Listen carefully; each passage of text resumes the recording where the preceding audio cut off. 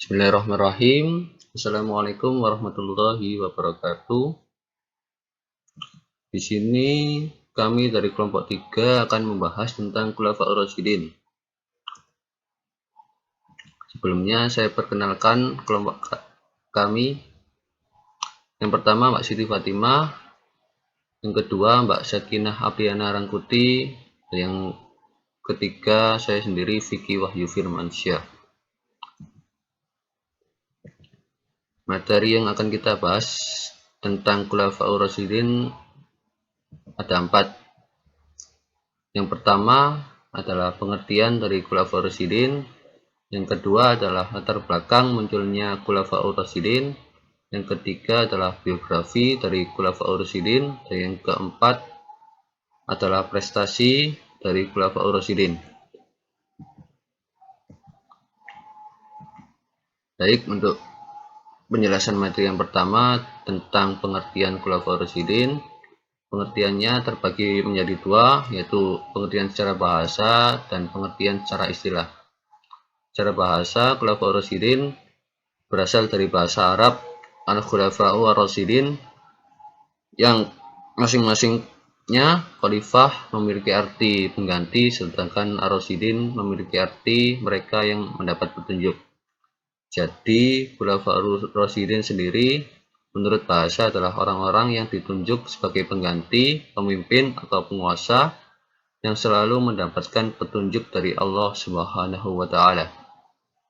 Kemudian secara istilah, Khulafaur Rasyidin memiliki arti pemimpin umat Islam, pengganti Nabi Muhammad SAW yang telah mendapat petunjuk dari Allah Subhanahu wa Ta'ala untuk meneruskan perjuangan Nabi Muhammad SAW. Kemudian materi selanjutnya adalah latar belakang munculnya Khulafaur Rasyidin. Khulafaur Rasyidin muncul setelah Nabi Muhammad SAW wafat, yang lebih tepatnya pada setelah hari Senin 12 Rabiul Awal tahun 11 Hijriah atau tanggal 8 Juni 632 Masehi. Saat itu Nabi berumur 63 tahun. Dan Khulafaur Rasyidin sendiri terdiri dari Abu Bakar As-Siddiq, Umar bin Khattab, Utsman bin Affan, dan Ali bin Abi Thalib. Penamaan Khulafaur Rasyidin berdasarkan pada hadis Nabi yang mengatakan bahwa Islam akan terpecah menjadi 73 golongan. Semuanya akan masuk neraka kecuali satu golongan, yaitu golongan yang mengikuti sunnah-sunnah Nabi dan para sahabat-sahabat Nabi.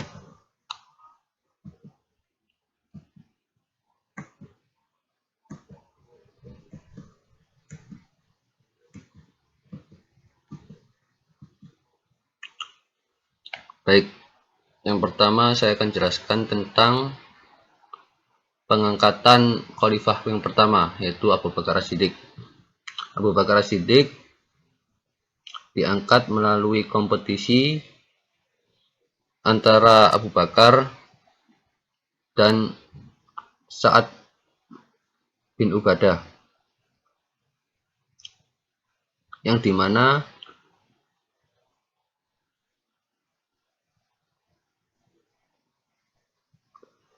kaum Muhajirin mengajukan Abu Bakar As-Siddiq sebagai kandidat pemimpin umat Islam setelah wafatnya Rasulullah SAW dengan berbagai argumentasi.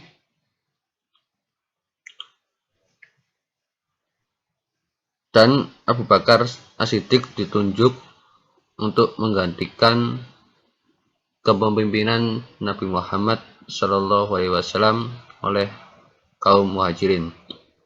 Dan di pihak lain, kaum Ansor yang merasa paling berhak karena Islam dapat berkembang dan mengalami masa kejayaan di Madinah, menunjuk Sa'ad bin Ubadah sebagai kandidat pemimpin umat Islam. Perselisihan tersebut dapat diselesaikan oleh Umar bin Khattab setelah mengemukakan berbagai argumentasi, dan selanjutnya ia membaiat Abu Bakar As-Siddiq dan diikuti oleh Sa'ad bin Ubadah. Setelah Abu Bakar As-Siddiq terpilih menjadi khalifah pada saat itu menggantikan Nabi Muhammad SAW, langkah yang pertama yang dilakukan Abu Bakar Siddiq adalah memimpin prosesi pemakaman Rasulullah SAW pada malam Rabu di tempat di mana beliau wafat, yaitu kamar Aisyah radhiyallahu anha. Dalam pemimpinannya, Abu Bakar As-Siddiq memiliki berbagai kebijakan yang beliau dikenal dengan kebaikannya, keberaniannya, dan tokoh yang ramah, serta memiliki ide-ide yang cemerlang untuk menyelesaikan suatu masalah. Selanjutnya, Umar bin Khattab dipilih langsung oleh Khalifah Abu Bakar As-Siddiq untuk menggantikannya sebagai khalifah pada saat itu. Kemudian yang ketiga adalah Utsman bin Affan sebagai khalifah ketiga menggantikan Umar bin Khattab, dan yang terakhir adalah Ali bin Abi Thalib, yang dimana pada saat pemilihannya atau kepemimpinannya menimbulkan perselisihan dan perpecahan di kalangan umat muslimin. Baik, untuk selanjutnya adalah biografi dari Khulafaur Rasyidin sendiri. Ada 4, yaitu Abu Bakar As-Siddiq, Umar bin Khattab, Utsman bin Affan, dan Ali bin Abi Thalib.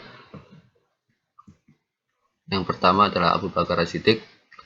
Nama asli beliau adalah Abdullah bin Utsman bin Amr bin Ka'ab bin Sa'ad bin Taim bin Murrah bin Ka'ab bin Lu'ain bin Ghalib bin Fihral Quraisy Al-Taimi, yang bertemu nasab dengan Rasulullah SAW. Pada masa jahiliyahnya, Abu Bakar dipanggil dengan panggilan Atik. Sifat Abu Bakar sendiri terkenal dengan kebaikannya, keberaniannya, kokoh pendirian, ramah, selalu memiliki ide-ide cemerlang untuk menyelesaikan suatu permasalahan yang pelik. Ia memiliki sifat azimah, faqih, penyabar, rendah hati, wira'i, zuhud, dan tawakal. Abu Bakar sendiri memimpin atau menjadi khalifah kurang lebih selama 20 tahun, yaitu pada tahun 11 hingga 13 Hijriah atau 632 sampai 634 Masehi. Dan meskipun pemimpinan beliau itu sangat singkat, tapi beliau berhasil memberikan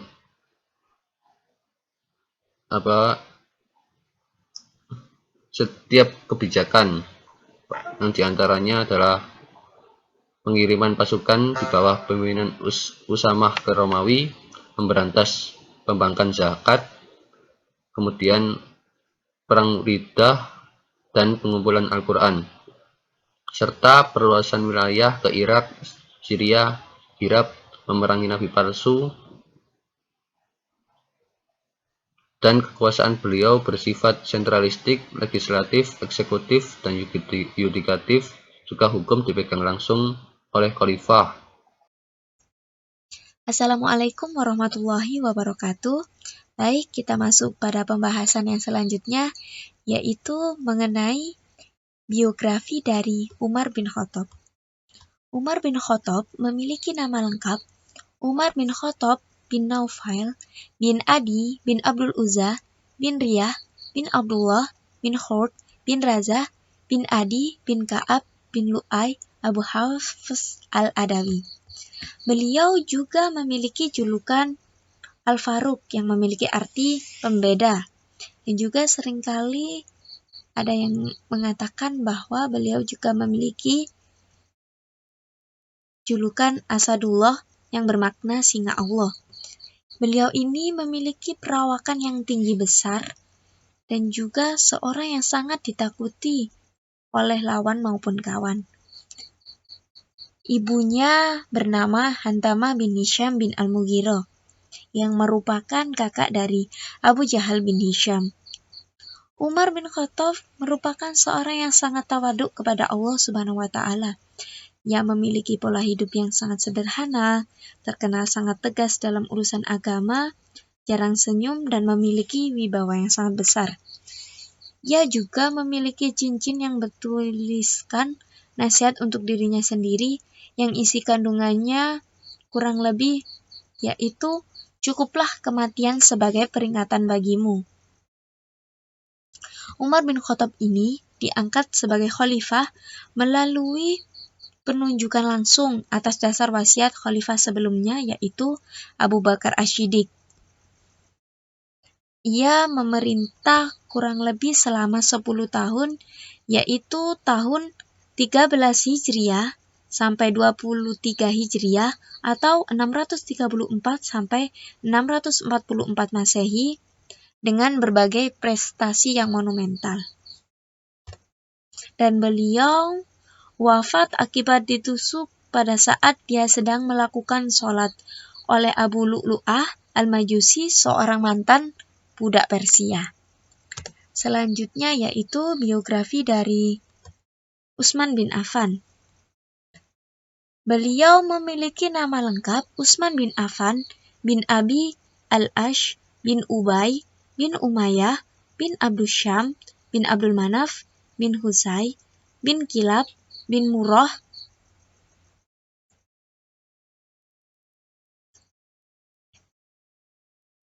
bin Ka'ab bin Lu'ay bin Ghalib bin Fihr bin Malik bin An-Nadr bin Kinanah bin Huzaimah bin Mudrikah bin Ilyas bin Mudor bin Nizar bin Ma'addu bin Adnan. Beliau juga memiliki nama panggilan yaitu Abu Amr dan Abdullah Al-Quraisy Al-Umawi, Amirul Mukminin, Zunnurain, wa Hijratain. Ibunya bernama Arwa binti Quraisy bin Rabi'ah bin Hubaib bin Abdul Syam, dan neneknya Ummu Hakim Al-Baidah binti Abdul Muthalib. Utsman bin Affan ini merupakan salah satu dari 10 sahabat Rasulullah SAW yang diberitakan sebagai penghuni surga, dan juga merupakan Khulafaur Rasyidin yang ketiga, yang merupakan seorang sahabat Nabi yang mendapat petunjuk. Beliau ini memiliki akhlak yang sangat mulia, pemalu, dermawan, dan terhormat. Beliau juga dijuluki Zunnurain ini disebabkan karena menikahi 2 putri Rasulullah SAW, yaitu Ruqayyah dan Ummu Kulsum. Oleh karena itu, beliau dijuluki Zunnurain, yang artinya pemilik 2 cahaya. Utsman bin Affan menjabat sebagai khalifah selama 12 tahun, yaitu pada tahun 23 Hijriah sampai 35 Hijriah atau 644 sampai 655 Masehi. Ia diangkat melalui Dewan Pemilihan Khalifah, yaitu seperti halnya tim formatur yang dibentuk oleh Khalifah Umar bin Khattab. Yang selanjutnya yaitu biografi dari Ali bin Abi Thalib. Beliau memiliki nama lengkap Ali bin Abi Thalib bin Abdul Manaf bin Abdul Muthalib bin Hashim bin Abdul Manaf bin Qusay bin Kilab bin Murrah bin Ka'ab bin Lu'ay bin Ghalib bin Fihr bin Malik bin An-Nadr bin Kinanah, Abu Hasyan, dan Al-Husain. Beliau mendapat gelar Abu Turab. Julukan ini diberikan langsung oleh Rasulullah SAW. Abu Turab sendiri memiliki arti bapak debu atau bapak tanah. Rasulullah menjuluki Ali dengan Abu Turab sebab ia pernah membangunkan Ali yang saat itu punggungnya sedang berdebu. Sehingga julukan Abu Turab ini sangat digemari oleh Ali bin Abi Thalib. Dan juga gelar karamallahu wajhah. Gelar tersebut merupakan bentuk penghormatan untuk Ali bin Abi Thalib yang tidak pernah melakukan perbuatan musyrik atau menyekutukan Allah. Dan juga Ali bin Abi Thalib dikenal sebagai seorang yang tidak pernah melihat aurat dirinya sendiri dan orang lain. Ia begitu menjaga pandangannya sehingga terbebas dari melihat aurat seseorang. Beliau ini juga merupakan keponakan sekaligus menantu Rasulullah Shallallahu Alaihi Wasallam dari putri beliau yaitu Fatimah Az-Zahra. Ali bin Abi Thalib menjabat sebagai khalifah kurang lebih selama 5 tahun, yaitu pada tahun 35 sampai 40 Hijriah atau 655 sampai 660 Masehi. Ali bin Abi Thalib saat diangkat sebagai khalifah mengalami berbagai intrik politik yang luar biasa. Dan Ali bin Abi Thalib meninggal karena dibunuh oleh Ibnu Mulzam saat melaksanakan sholat.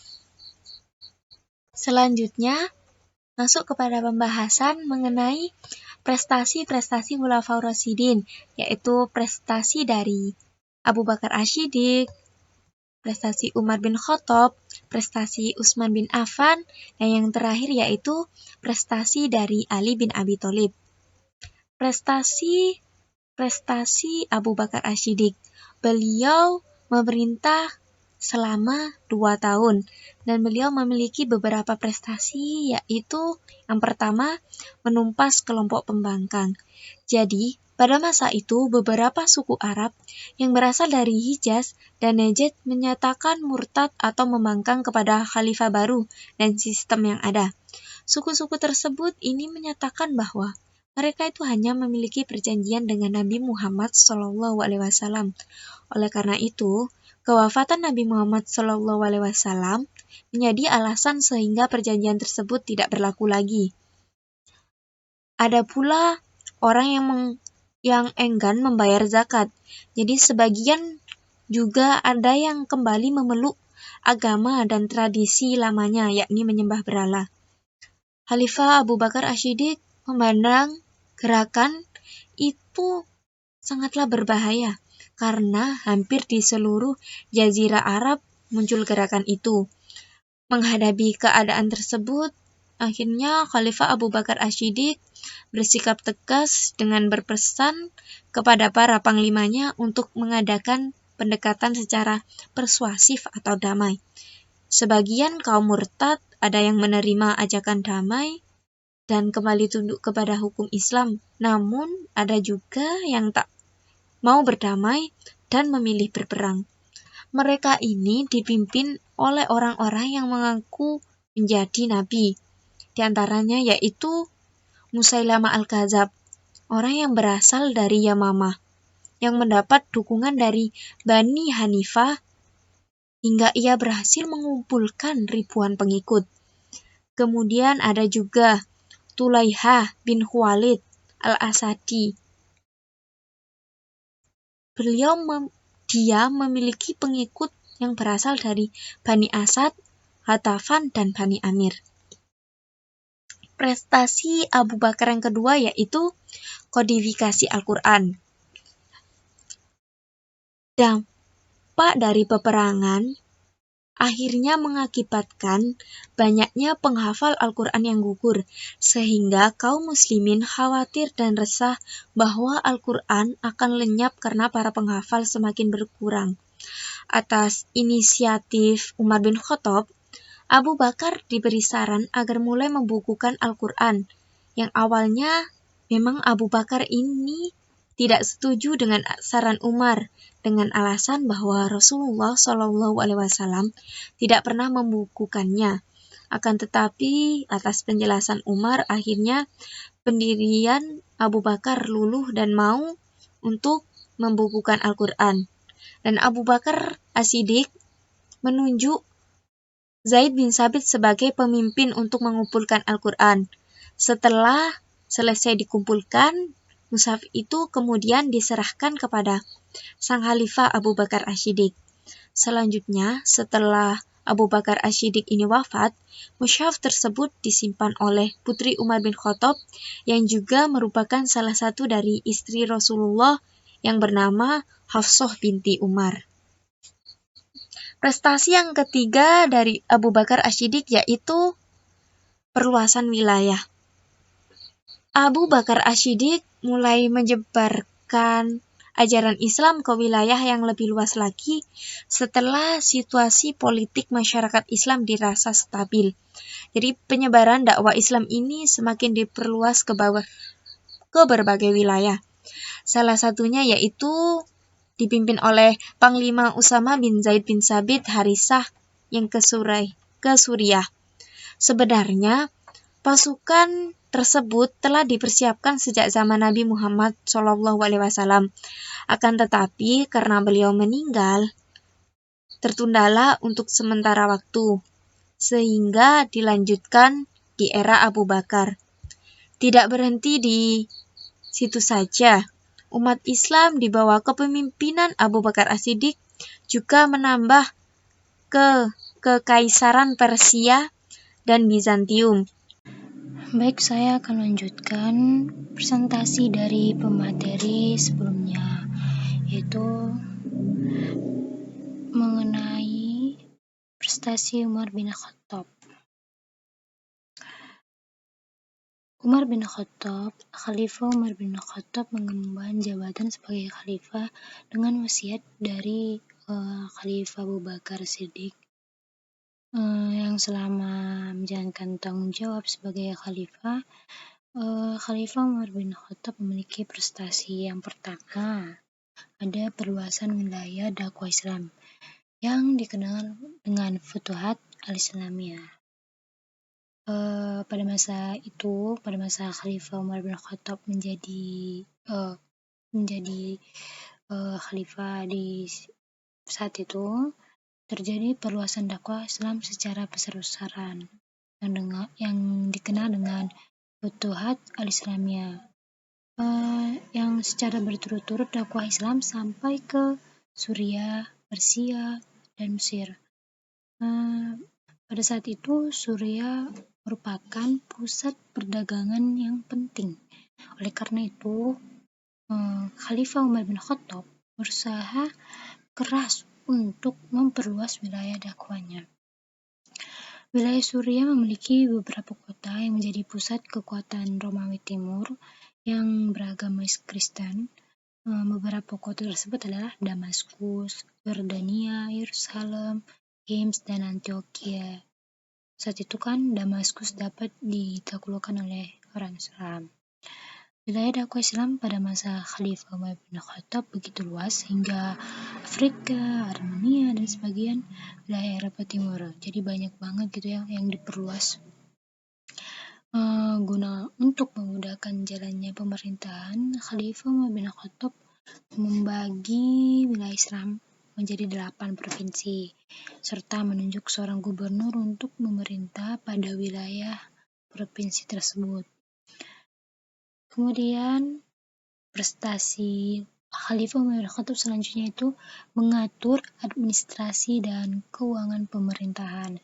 Karena semakin luas wilayah dakwah Islam, dengan cepatnya Umar bin Khattab segera mengatur administrasi negara serta mencontoh administrasi yang sudah berkembang, terutama di Persia ya, karena kan di Persia itu jadi pusat perdagangan yang penting ya. Kemudian administrasi pemerintahan ini diatur menjadi 8 wilayah provinsi. Yang pertama itu Mekah, Madinah, Syria, Jazirah Basra, Kufah, Palestina, dan Mesir. Pada masa pemerintahan Khalifah Umar bin Khattab ini membentuk yang namanya Baitul Mal. Sekarang juga masih ada kan Baitul Mal. Nah, yang tujuan dari Baitul Mal ini adalah mengurusi keuangan negara. Kemudian ada Dewan Peperangan di sini. Dewan Peperangan bertujuan untuk mencatat administrasi ketentaraan. Dan tahu nggak sih, Khalifah Umar bin Khattab adalah orang yang pertama mencetuskan sistem penggajian bagi pegawai pemerintahan. Ya, lanjut. Khalifah Umar bin Khattab juga memberikan santunan dari Baitul Mal kepada seluruh rakyatnya, yang besar santunannya itu disesuaikan lamanya memeluk Islam. Jadi pada masa itu juga Khalifah Umar bin Khattab masa pemerintahnya ini kemakmuran dapat dinikmati rakyat dari seluruh pelosok negeri. Jadi pada masa itu makmurlah orang-orang di masa pemerintahan Khalifah Umar bin Khattab. Kemudian Dewan Pemilihan Khalifah yang beranggotakan 6 orang. Khalifah Umar bin Khattab membentuk dewan yang akan mencari penggantinya. Dewan tersebut beranggotakan 6 orang, yaitu sahabat Khalifah Umar bin Khattab yang juga dianggap penting dan tinggi jabatannya. Keenam anggota dewan itu adalah Utsman bin Affan, Ali bin Abi Thalib, Thalha bin Ubaidillah, Zubair bin Awam, dan Abdurrahman bin Auf, dan yang terakhir Sa'ad bin Abi Waqqas.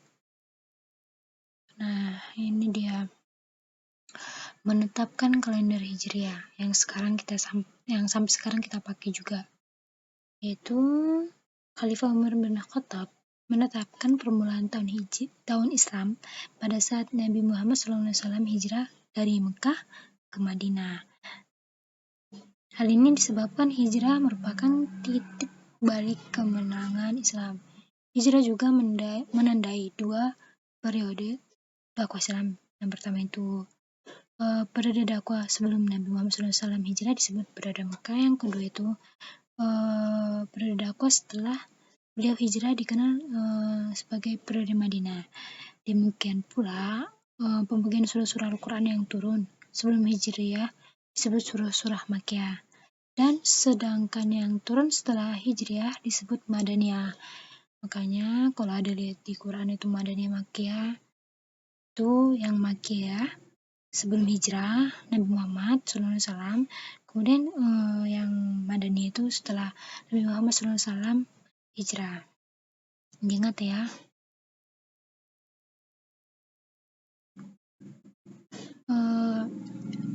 Kita lanjut ke prestasi Utsman bin Affan. Utsman bin Affan terpilih sebagai khalifah pengganti Umar bin Khattab. Yang pada saat itu Khalifah Umar bin Khattab dipilih di usianya yang ke-70 tahun. Dan Khalifah Utsman bin Affan ini menjabat selama 12 tahun. Dan prestasi Khalifah Utsman bin Affan yaitu kodifikasi mushaf Al-Quran. Utsman bin Affan terpilih sebagai khalifah pengganti Umar bin Khattab yang di sini mengkodifikasikan mushaf Al-Quran. Kodifikasi Al-Quran pada masa Utsman bin Affan ini, pengumpulan penulis Al-Quran disebut mushaf Utsmani atau Al-Imam. Kumpulan Al-Quran digandakan menjadi 4 buah oleh Zaid bin Thabit, dibantu oleh teman-temannya Abdullah bin Zubair, Sa'id bin Aus, dan Abdurrahman bin Harith. Dari 4 mushaf tersebut didistribusikan ke beberapa wilayah, yaitu Mekah, Suriah, Basrah, dan Kufah. kodifikasi Al-Quran pada masa Khalifah Utsman bin Affan ini atas saran Hudzaifah bin Yaman, yang ini disebabkan karena banyaknya terjadi perselisihan tentang cara baca dan susunan surat dalam Al-Quran. Kemudian prestasi Utsman bin Affan selanjutnya yaitu renovasi Masjid Nabawi terjadi pada tahun 29 Hijriah. Kita tahu kalau Masjid Nabawi adalah yang didirikan oleh Nabi Muhammad SAW. Pada saat pertama kali tiba di Madinah dari perjalanan hijrahnya. Masjid Nabawi ini pada mulanya hanya kecil dan masih sederhana. Karena semakin banyaknya jumlah umat Islam, maka Khalifah Umar bin Khattab memperluas masjid ini. Masjid ini sudah dibangun sejak Umar bin Khattab, kemudian dilanjutkan merenovasinya dan diperluas oleh Khalifah Utsman bin Affan. Selain diperluas, Masjid Nabawi juga dibangun dengan bentuk dan coraknya yang lebih indah. Seperti yang kita lihat sekarang. Kalau yang udah pernah ke sana mungkin terpesona. Prestasi Khalifah Utsman bin Affan itu pembentukan angkatan laut. Pada masa Khalifah Utsman bin Affan, wilayah Islam itu sudah mencapai Afrika, Siprus, hingga Konstantinopel. Pada masa itu juga Muawiyah yang menjabat sebagai gubernur Suriah mengusulkan kepada Khalifah Utsman bin Affan untuk dibentuknya angkatan laut, dan usul itu pun diterima dengan senang hati oleh Khalifah Utsman bin Affan. Tujuannya untuk melindungi wilayah Afrika, Siprus, hingga Konstantinopel yang banyak diliputi lautan. Dan dalam perkembangannya, angkatan laut itulah yang kelak akan membawa misi dakwah Islam hingga ke daratan Eropa, bahkan sampai Indonesia. Jauh nggak? Kemudian prestasi Khalifah Utsman bin Affan selanjutnya adalah perluasan wilayah dakwah Islam. Pada masa Khalifah Utsman bin Affan ini ada beberapa perluasan lagi, yaitu ke Khurasan, kemudian Armenia, Tunisia, Rai dan Azerbaijan, dan Amuriah dan Cyprus. Lanjut, ini prestasi Khalifah yang terakhir itu Khalifah Ali bin Abi Thalib.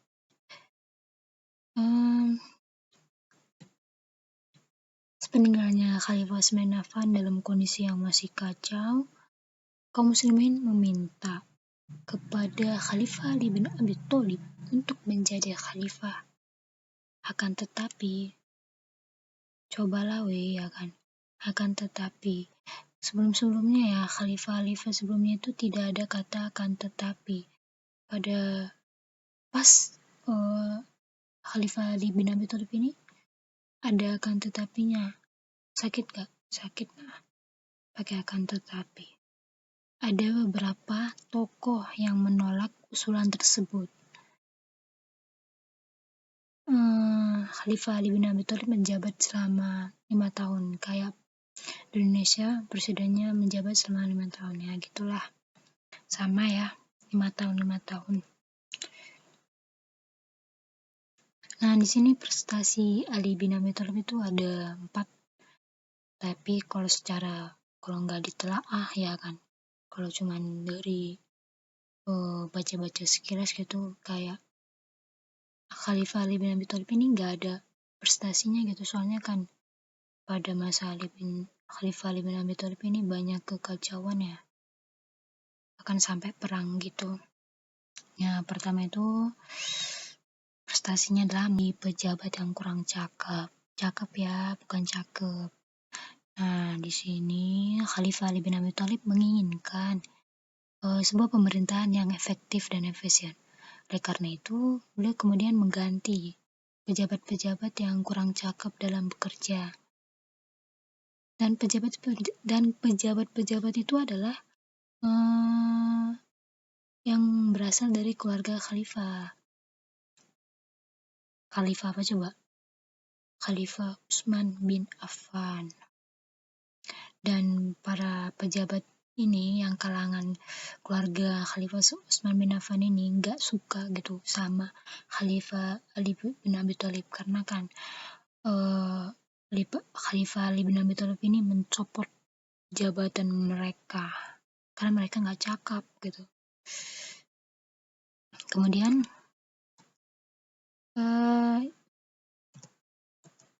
membenahi keuangan negara, Baitul Mal ya. Karena pada masa Khalifah Utsman bin Affan banyaknya pejabatnya itu dari kerabat Khalifah Utsman bin Affan, mereka diberi fasilitas negara.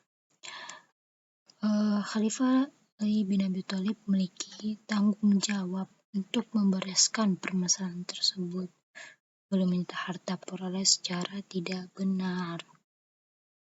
Legal ya kan? Ilegal apa legal sih? Harta tersebut kemudian disimpan di Baitul Mal dan digunakan untuk kesejahteraan rakyat. Bagus itu. Kebijakan tersebut mendapat tantangan dan perlawanan dari mantan penguasa. Maksudnya itu pejabat yang dicopot itu kan udah jadi mantan ya. Jadi kalau kalian juga punya mantan berarti udah dicopot lah gitu dari jabatannya sebagai pacar gitu. Nah, kebijakan tersebut mendapat tantangan dari mereka. Kemudian mereka ini karena udah nggak suka sama Ali gitu, nggak suka, mereka menghasut para sahabat yang lainnya untuk menentang kebijakan Khalifah Ali bin Abi Thalib dan melakukan perlawanan terhadap Khalifah Ali bin Abi Thalib. Jad benar dah. Akibatnya terjadi peperangan seperti Perang Jamal dan Perang Siffin. Sampai perang ya. Kemudian memajukan ilmu nahwu.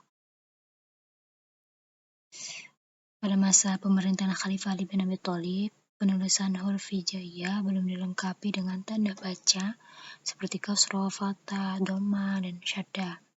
Hal ini menyebabkan banyaknya kesalahan bacaan teks Al-Quran dan hadis di daerah-daerah yang jauh dari Jazirah Arab.